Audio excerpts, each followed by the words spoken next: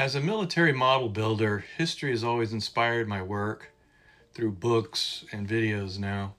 And I've always had a church in mind, especially because of stained glass. So I went out looking for reference of stained glass windows and found some.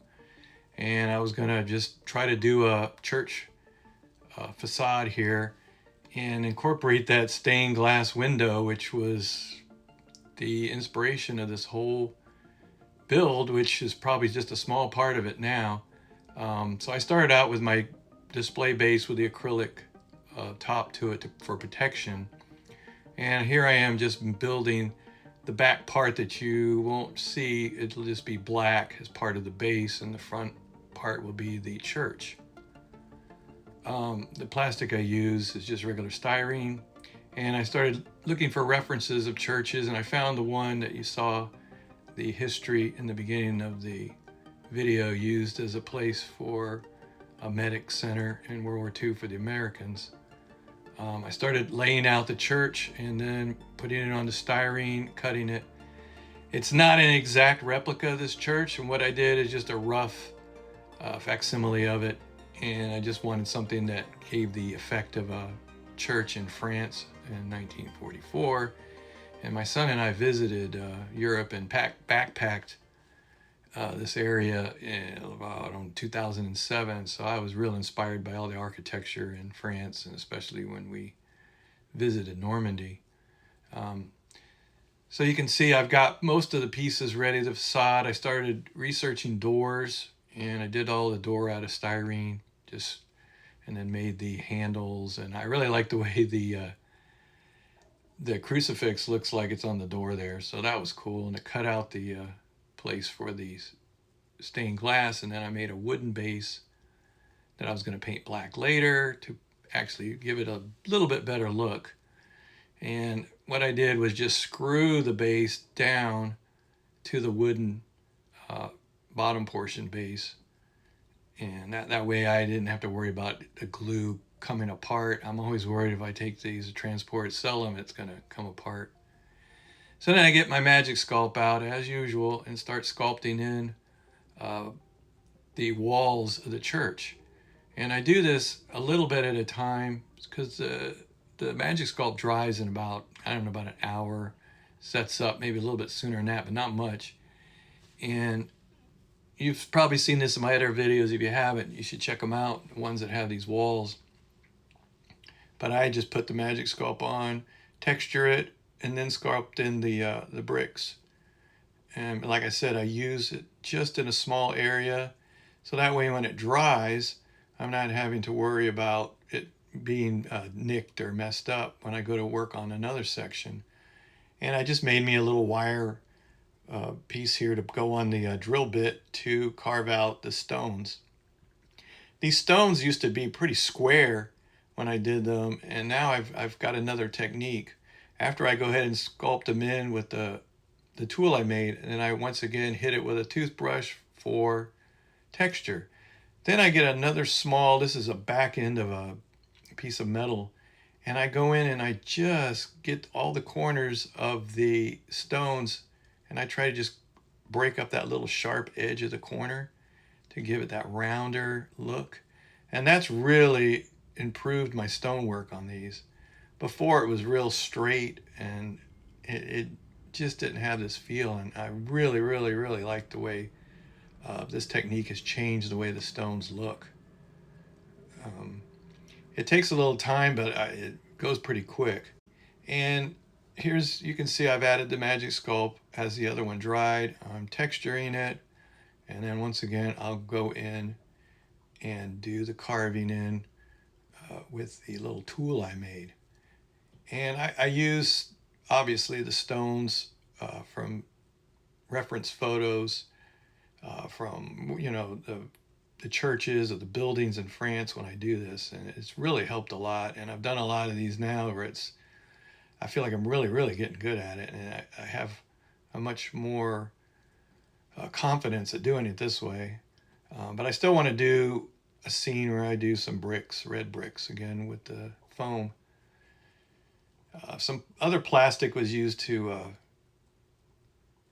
add a little bit of decoration around the door, etc. And you can see here, this is hardened. And I'm gone down to the groundwork, and I'm going to start adding groundwork here to the base just to get that started. And I've got, you know, you never want it totally flat. It just doesn't look like anything good when you put it just flat. Here you can see I made the bolts with just pieces of styrene heated, and it just, the soldering pencil, when it gets close to the styrene, makes it down to a little bolt head. So, and then I wanted the tombstone to have some lettering, but all I could find were these numbers on some sprue, and I figured I'll cover up what you don't see, where the names for the tombstones go. And you'll see later I added flowers just to cover it up.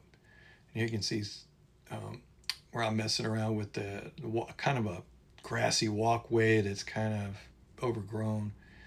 Once everything was completed, I painted everything flat black. And here I'm adding the static grass in some of the ground areas. I don't use a static grass applicator. I just feel like it makes it look too like a perfect lawn, and I really don't want that look. So I just put it on with the regular white glue, and then when it's dry, I just dump it out. And the toothpicks are where the figures are going to go to help keep those holes in place. And you can see everything here. I got my airbrush out, and I started airbrushing the wall with a tan color. I think it's just buff. I think I mixed buff and yellow, armor yellow. Once again, I just try to match my reference photos and get this airbrushed on. I've also in the past used cans of paint. You can see that in my other videos. This airbrush system with a compressor like that has really been a game changer for me, because it's right there with me, next to me. I don't have to go in my garage, and I don't have to set up the compressor and the hose, and I'm out in my garage. I don't have a good place to sit. The lighting's not as good, and it just used to frustrate me and to where I didn't even want to build. But now it's right here with me, and I can just put it together. Here you can see the two colors I said earlier. And here's the wall just painted so far.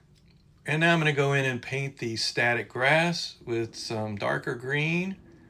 And then after I put down the darker green, I use a lot lighter green to give it some highlight tones, so it's just not exactly one color. The airbrush really does a great job on the grass. I like everything to be painted. I would say in all my work, 90% of everything is painted somehow. Airbrush, brush, something, washes. And here's the other color I used for the highlight of the grass after it was done. You can see how dark the grass is here. And once this is completed, it'll give it a whole nother look that isn't just so monotone. That's one thing you don't want in your dioramas and models, is monotone. And then I just started airbrushing in the groundwork.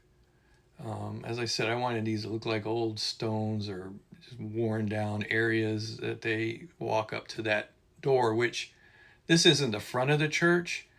This is most likely a side entrance. The stained glass was all around the church so people could see it. Here's the finished groundwork painted there, at least the beginning of it. And then I'm going to go in and start painting my stones. And there are the colors that I've picked out from my reference photos. And pretty much all this stonework in Normandy was this buff and beige and light brown and some gray stones. So that's what I did. And then I got the spackle out, and I actually mixed a little bit of paint with the spackle that I mixed up. As you can see, it's kind of a off-white color. I didn't want stark white this time like I did on the last diorama. And I think this really worked out very well as far as the total look of it. Once it was finished, I really, really liked the way the grout looked in the stone, or what do you want to call this, mortar. And then, of course, here comes my burnt umber wash, which I added to the groundwork first, a little bit on the tombstone. And the cool thing on the tombstone there is I had a little piece of wire around it just to give that little decoration.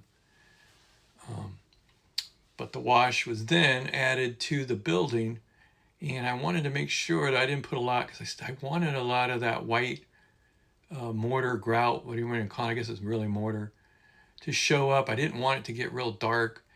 So only in certain sections that probably got more weather or something from like rain and just dampness, streaking down over time, getting dust and flying dirt through the air, sticking to it. But the wash really, really always brings out the detail and starts bringing everything to life. And you can see how I run some of it down a little darker. But for the most part, I kept it fairly light, except for the corners. And then next, I'm going to paint the door, and I've used artist oils for that. I mixed some red and some, I guess it's a rust color, what you want to call that, burnt, I don't know if it's burnt sienna. I have those military paints like artist oil, so they don't really have an artist color. So I just picked something out because I didn't want the door to be like a rust color, but I wanted some like mahogany reddish look to it. And I got that. And with the oils, it's so easy to put it on and to blend it in and do highlights and shadows. Here you can see I'm starting to use some burnt umber. I'm going to mix it with the original color here to do some of the shadows. And what I'll do here is just paint it into cracks and corners of the door as part of the shadows. And you don't have to be perfect on this. You just get in because the oils take a while to dry, so you have some working time. And then I just, with a dry brush, I blend everything together here, and you can see me blending it. And this is so effective and works out really well.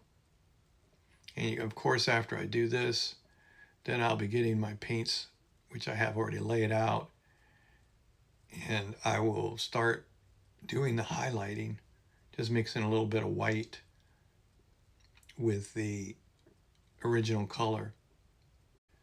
And here I am putting the highlight color in.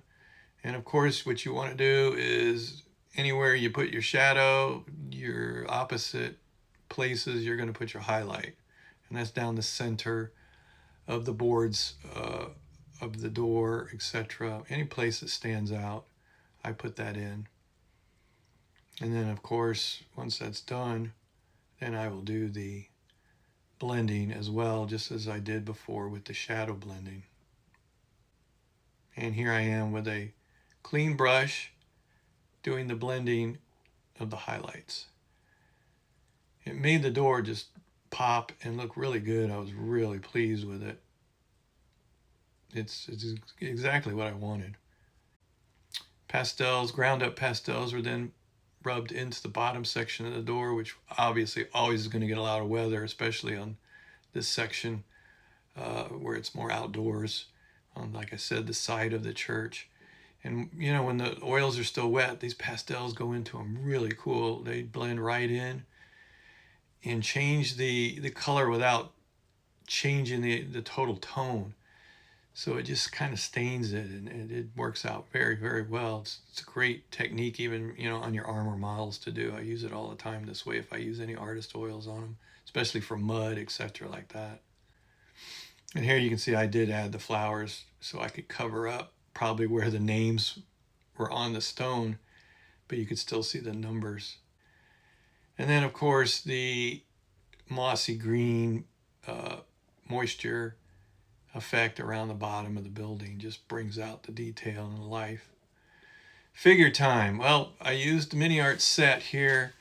I used this woman because in my mind I knew I was going to use another mini art figure from another mini art set, but I wanted to do something totally different, and what went into my mind was a nun.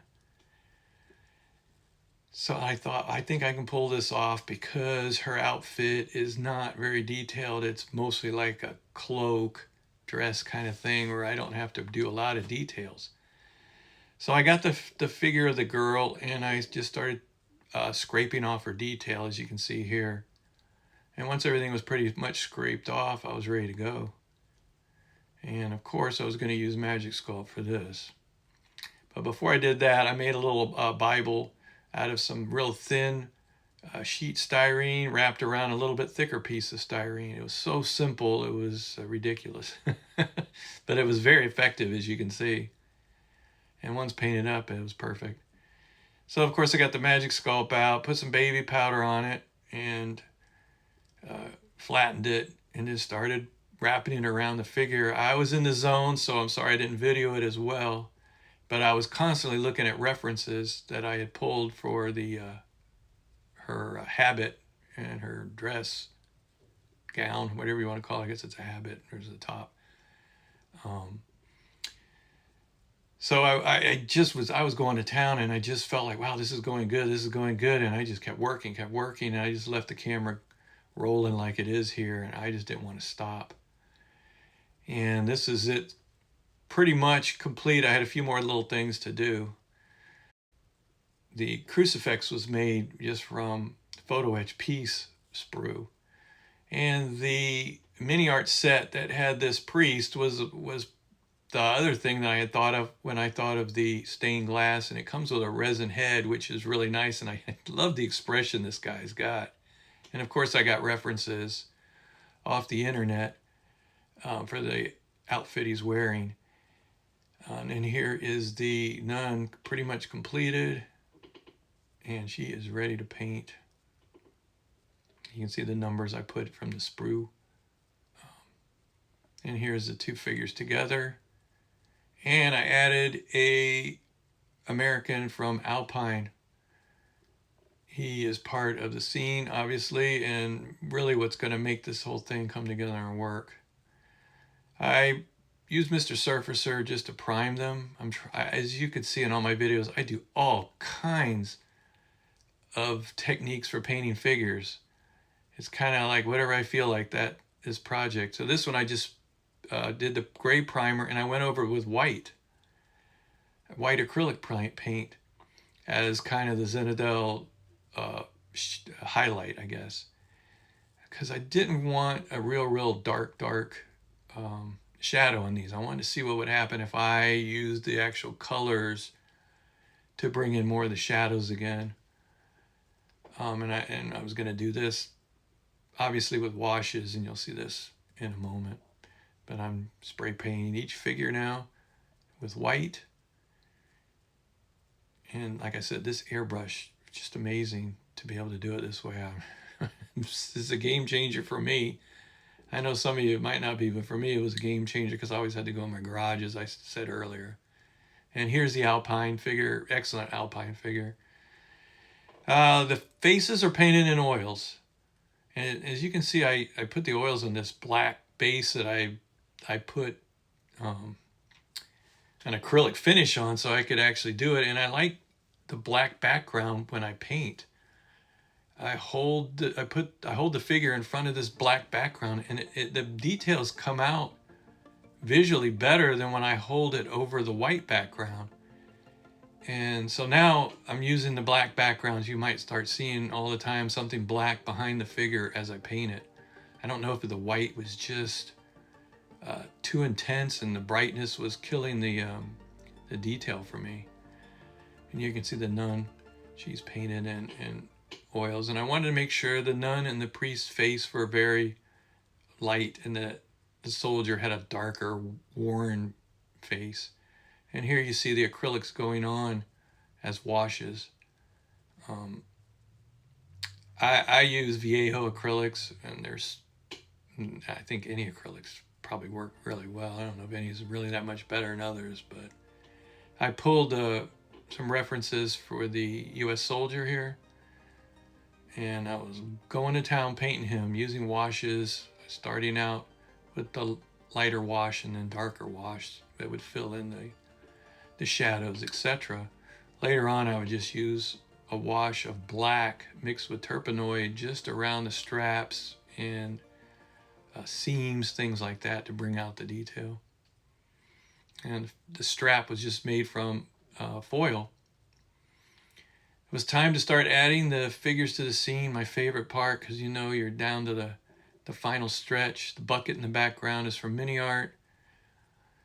And any foliage that I put on there is either from a craft store for miniature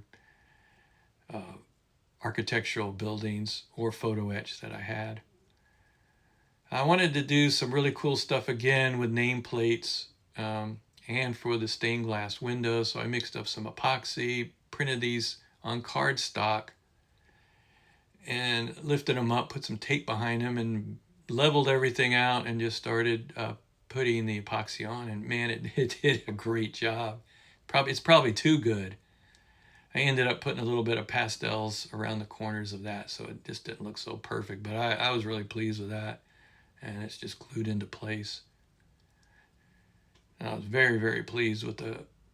I wanted to do those overhead transparencies, but I couldn't find any, so I just did it that way. And here I used the same process and glued on my name plates here onto the base. And the final model is pretty decent looking display you can have in a room on a shelf somewhere. Thanks for watching. I've got lots more projects coming, so stay tuned.